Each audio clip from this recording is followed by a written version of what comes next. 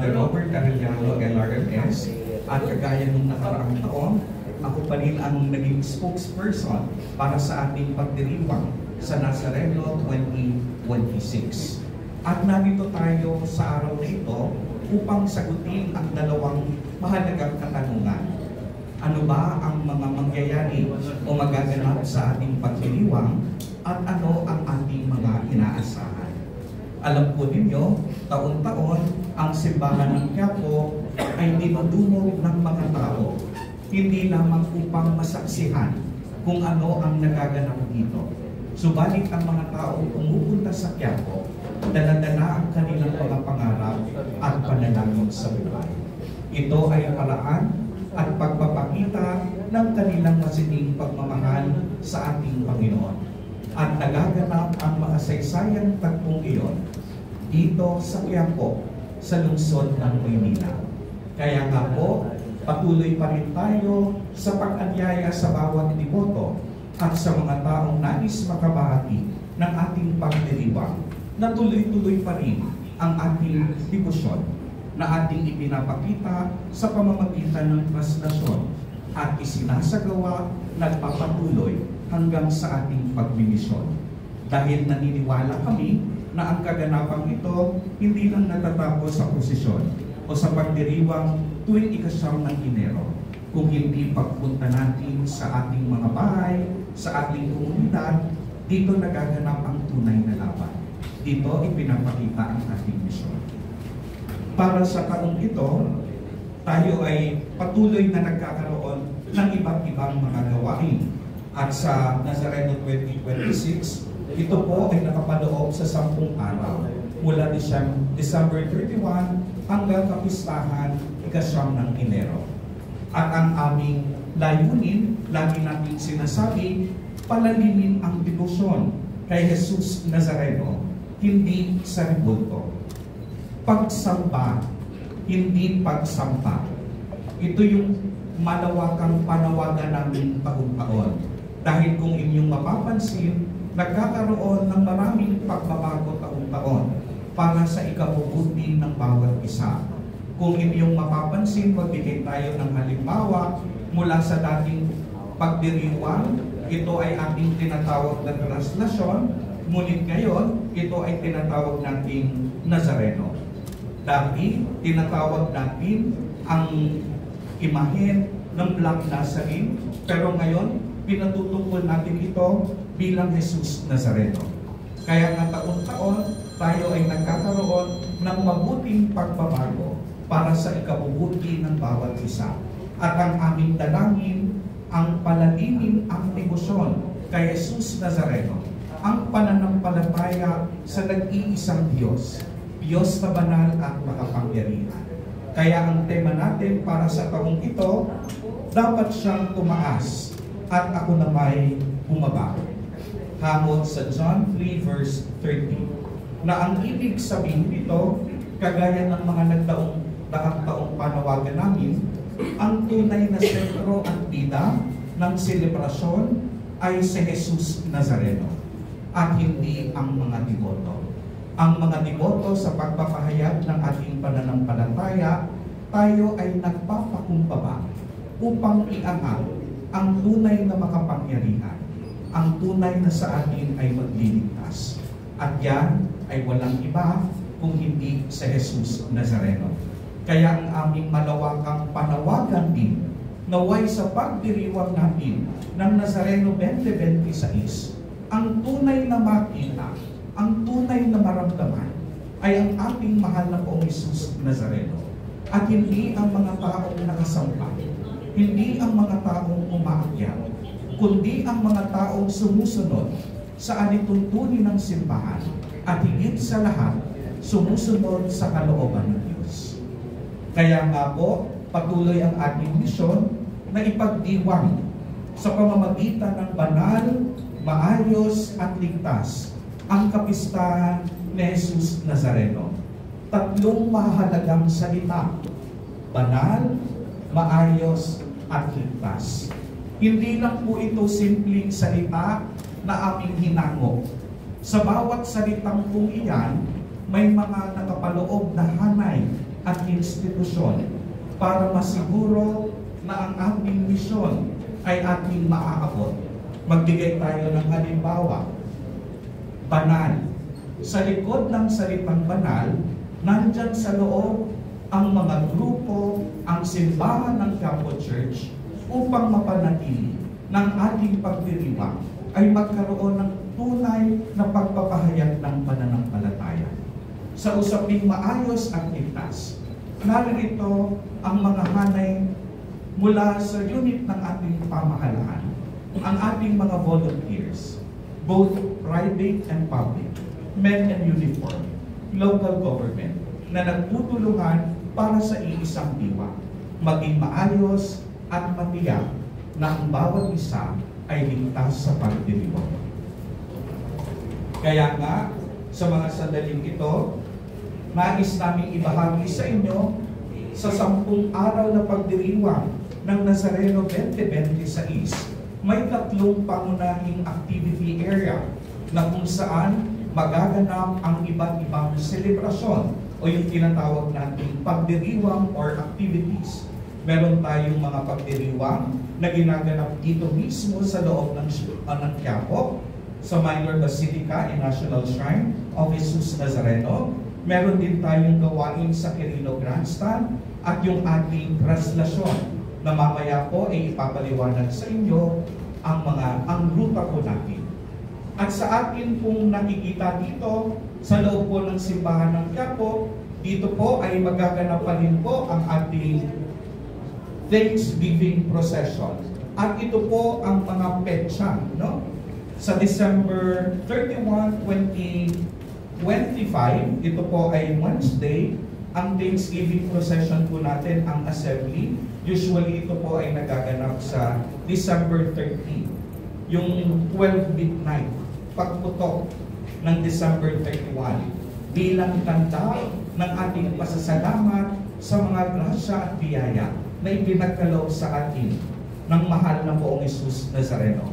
January 2 to 6 ay magaganap naman ang mga barangay visitation na kung saan ang mga pari dito sa Quiapo Church nagkakaroon tayo ng mga misa sa mga barangay na nasasakupan ng ating parokya. At pagdating naman sa January 3, ito po ay Sabado, sa ganap na 1:30 p.m. ay magaganap ang replika at standard de blessing. Ito po ay isang araw lamang at kagaya last year, ito po ay magaganap sa Quezon Boulevard. At pagdating po ng January 7, ito po ay Wednesday, magkakaroon po tayo ng final press conference sa ganap na 9 ng umaga. At sa hapon naman po, ang pabihis sa poong Jesus Nazareno. Pagdating po ng 8 ng Enero, patuloy pa rin po na magaganap ang mga misa novenaryo. At ito po ay magsisimula dito sa loob ng simbahan sa ganap na 3 ng hapon. At tuloy-tuloy po ito hanggang 11 ng January 9. Ito po ay sa loob ng ating simbahan. Pero ang ating pong Vigil Mass na na January 8 pa lamang po ay nasa Quirino Grandstand na tayo. Pagdating po ng alas 12 ay magaganap ang ating Misa Mayor. At ang ating Misa Mayor ay pamumunuan ng lubhang kagalang-galang ang dating pura paroko ng Basilica Minor at Pambansang Dambana ni Jesus Nazareno, Most Reverend Rufino C. Siscon Jr., ED, Bishop of Balangang, Bataan. At ang ating pong troop sending ay magaganap January 7. Ito rin po ay ang misa para sa ating mga volunteers at ang simula ng ating pahalin. Sa January 8, Lunes, magkakaroon ng band parade, may panalangin sa tagibsilin at kagaya ng aking nasabi, magkakaroon ng programa at pagdating ng alas 12 ay ang Misa Mayor. Ngayon po, para naman sa ruta ng ating traslasyon, ay tatawagin natin ang ating kapatid na si Kuya Alex Irasca para ipaliwanag sa atin ang ruta para sa ating traslasyon. Magandang hapon, Mayor, ang ating kapalayan sa pamumunan ni Father Jay ng ating kulong po at sa mga kapatid sa media. Ang ating pong Fiesta 2026 ay gagamit po ng kaparehas na ruta simula po nang matapos ang pandemya. Ito po ay ang ruta na dumadaan ng Ayala Bridge. Tulad po ng mga nagdaang taon, ito po ay dadaan ng tatlong parks and plaza. Ang Luneta, ang Plaza del Carmen at Plaza Miranda. Tatlo po itong flashpoint na ating pinitignan. Tatawid din po ito ng 7 tulay. Ang tulay ng Ayala, Palangka, Arlegui, Carcer, Raon Extension, Guzman, at Hidalgo. At dadaan din po ito sa isang underpass sa Quezon Bridge. Sa kabuuan, ito po ay dadaan sa 18 national and city roads. Mula po sa ating Quirino Grandstand, ito ay kakanan ng Katigbak Driveway. Dediretso po ito sa Padre Burgos, kakanan ng Ayala Boulevard. Tatawid po ito ng tulay ng Ayala at pagtawid po ay kakaliwa ng Carlos Palangka. Kakanan ng Quezon Boulevard Service Road, kakanan ng Arlegui, kakanan sa Paternal. Ito po yung unang masikip na kalsada na ating papasukin. Kakanan ng Vergara, kakaliwa ng Duque de Alba, kakaliwa ng Castillejos, kakaliwa ng Parnesio, at lalabas ulit ng Arlegui pakanan papuntang Legarda. Pagdating po ng Legarda, ito po ay kakaliwa at kakaliwa muli sa Concepcion Aguila. Sa dulo po ng Concepcion Aguila, naroon ho ang tulay ng Carcer at doon po tayo kakanan. Matapos po ng maiksing kalsada ng Carcer, tayo ay kakanan sa Hidalgo, sa main MLQU po ito. At aabot na ho tayo sa Plaza del Carmen para ho sa ating tradisyon na dungaw sa simbahan ng San Sebastian. Matapos po ng dungaw, tayo ay kakaliwa sa Bilibid Viejo, kakaliwa sa Hill Puyat o Raon Extension, kakaliwa sa Guzman, at kakanan sa Hidalgo, patawid po ng tulay ng Hidalgo. Paglabas po ng Quezon Boulevard, tayo ay kakaliwa sa Service Road, kakanan sa Palangka sa ilalim ng underpass ng Quezon Bridge. Malagpas po ng Quinta Market, tayo ay kakanan sa Villalobos hanggang makarating po tayo sa Plaza Miranda, papasok ng simbahan ng Quiapo. Sa kabuuan, ito po ay umaabot ng 5.8 kilometer. May pakiusap po sana kami sa ating mga kapwa deboto at mananampalataya na ang naturang 7 tulay ay ingatan natin. Hindi po ito dinesign para sa standby ng mga tao. Sana ho ay walang naka-standby dito habang wala pa ang posisyon. Kasama na rin po ito ang Quezon Bridge kahit hindi ito dadaanan dahil sa ilalim nito dadaanan. Ang Ayala Bridge po, pinakikiusapan ho natin ang lahat sa Ayala Bridge at ang mga approaches ng kalsada nito sa may Casal, Legarda, Carlos Palangka na kung maaari ay huwag sana natin salubungin ng andas sa pagbaba ng Ayala Bridge at mag-abang na lamang tayo sa kanto ng Quezon Boulevard o Concepcion Aguila. At kung gusto nating sumama sa posisyon pagbaba ng Ayala Bridge, sana po ay sa likod tayo ng City Hall Manggaling o sa Ayala Boulevard. Sa mga kalsada po ng maliliit na Arlegui, Fraternal, Vergara, Duque de Alba, Castillejos, Parnesio, Concepcion Aguila at Carcer, pinapakiusapan po natin ang mga mamamasan, ang mga deboto at nananampalataya na hindi naninirahan sa loob ng mga komunidad na ito, na sana ay paubayan na lamang natin sa kanila na mga naninirahan dito ang loob ng komunidad at pangangasiwa dito. Sana po ay hayaan na lamang natin ang mga ihos at balangay na may naitalagang mga siwa sa pag-usad ng andas sa mga kalsada nito upang bumilis po sana ng bahagya ang ating posisyon. Ang lahat po ng kalsada within the route along the adjacent road ay isasara sa lahat ng uri ng kalsada, liban na lamang po ito sa mga sasakyan na ginagamit for official and emergency use.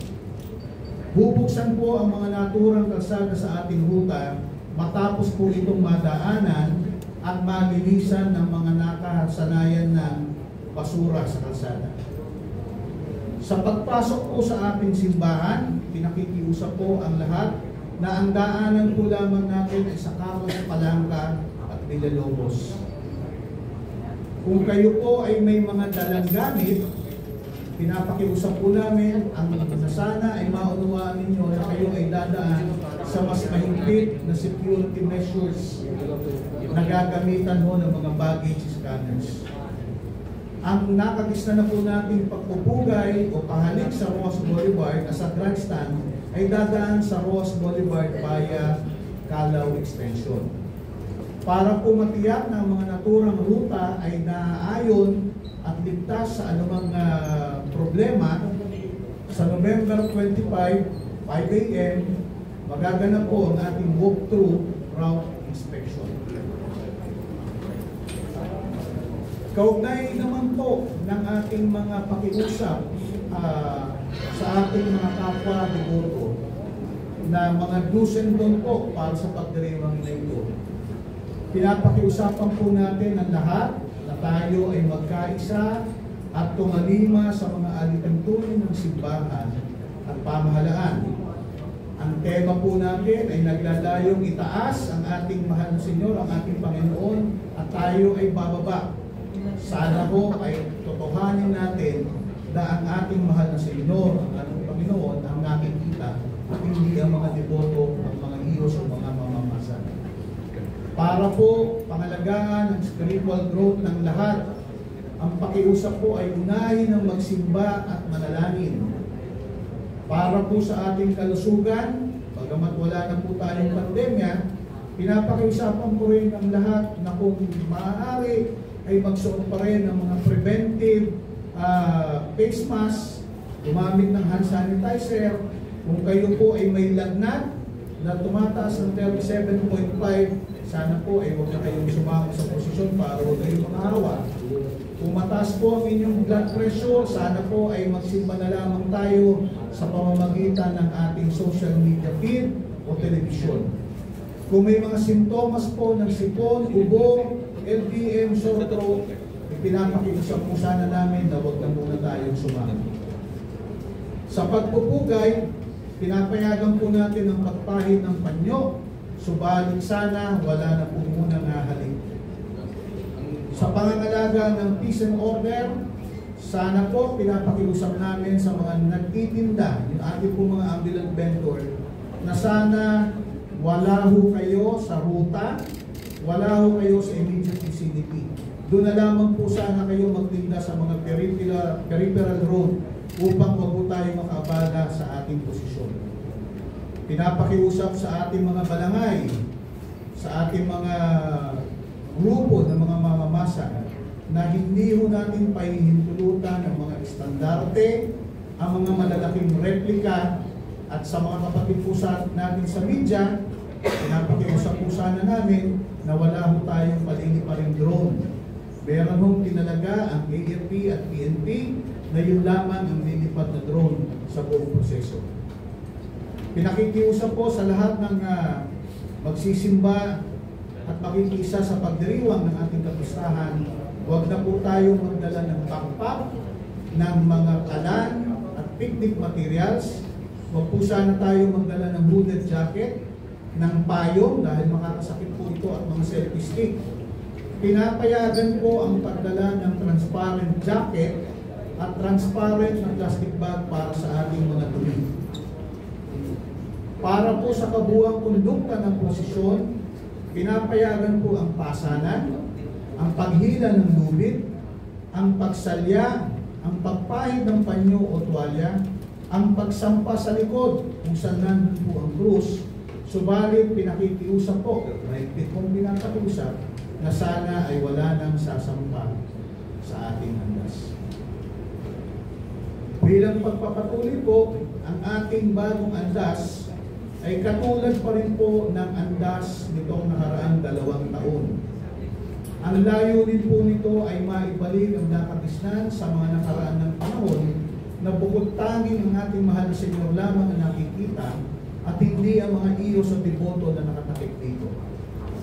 Nakakatuwa po na sa nakalipas na 2 pagdiriwang, mas marami pong deboto ang nasiyahan sa pagbabago ng andas.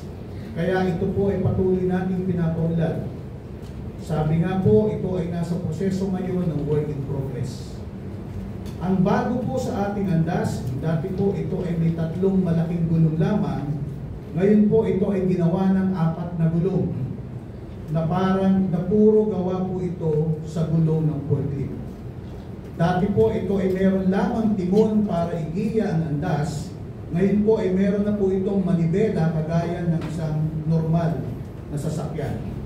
Patuloy po namin pinauunlad ang ilaw, ang CCTV for monitoring, ang sound system at ang ventilation para ho maayos natin ang moisture. Para po sa kaalaman ninyo, mayroon pong mga itinalagang ihos sa ilalim ng andas para ho pangalagaan ang pagtitimon at ang buong ruta ng ating posisyon. Sa ating posisyon, pinakikiusapan ang mga deboto na huwag gumapang o lumangoy sa ulo ng mga kapwa deboto. Tinatalaga po ang lahat ng mga ihos na ibaba po ang mga kapwa deboto na magsasagawa nito. Mahigpit pong ipinapakiusap ng ating simbahan, ng ating pura paroko at ng ating mga kaparian na walang sasampa sa andas liban lamang sa 2 gilid nito na may mga ihos na nandoon para pigilan ang mga sasampa sa andas. Lalong-lalo na po ipinapakiusap na sana huwag sasampa sa bubong ng andas.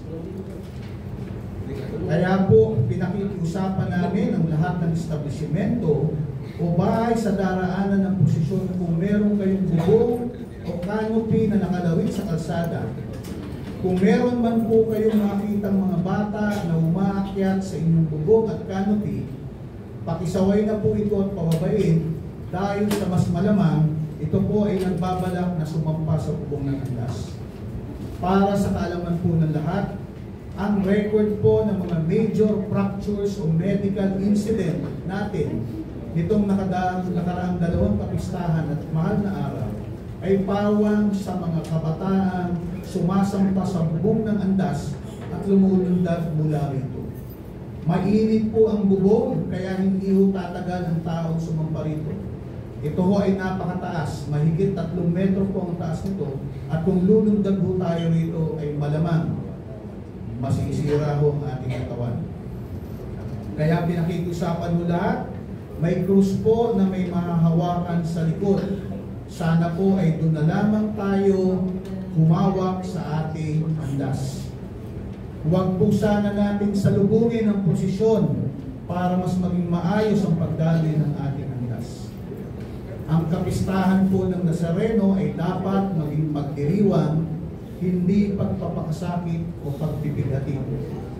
Dalangin po namin at pagsusumikapan na wala sana tayong bibilangin papanaw, nasaktan, hinimatay o anumang materya. Sana po ang bibilangin natin ay kung ilan ang mga kapwa natin na maayos na nakakita sa ating mahal na Senyor, sa ating prestasyon, sa ating misa, na may pag-asam na biyayang handog ng ating Jesus Nazareno. Panghuli po, malamang tatanungin mo ito mamaya, ang media designation, we will follow the same media designation last year. Ang Plaza Miranda, sa katabi po mismo ngayon ng MPD station pwesto. Wala ho lamang sana magtatayo ng inyong mga tent sa Mercury Drive canopy, hindi na po ito ligtas. Ang inyong pong mga OB van at genset along Quezon Boulevard Service Road, makalagpas ng bridge approaches. Sa Luneta, doon pa rin po tayo sa nakagisna na natin, sa left side corner ng open field kung tayo ay nakaharap sa grandstand. Ang inyong pong mga OB van at genset ay sa service vehicle sa kanto ng Calao at Independence Road. Ang designation po ay kayo na po ang mag-usap kung sino ang pinakamalapit, sino ang nasa likuran. Marami pong salamat sa inyo lahat.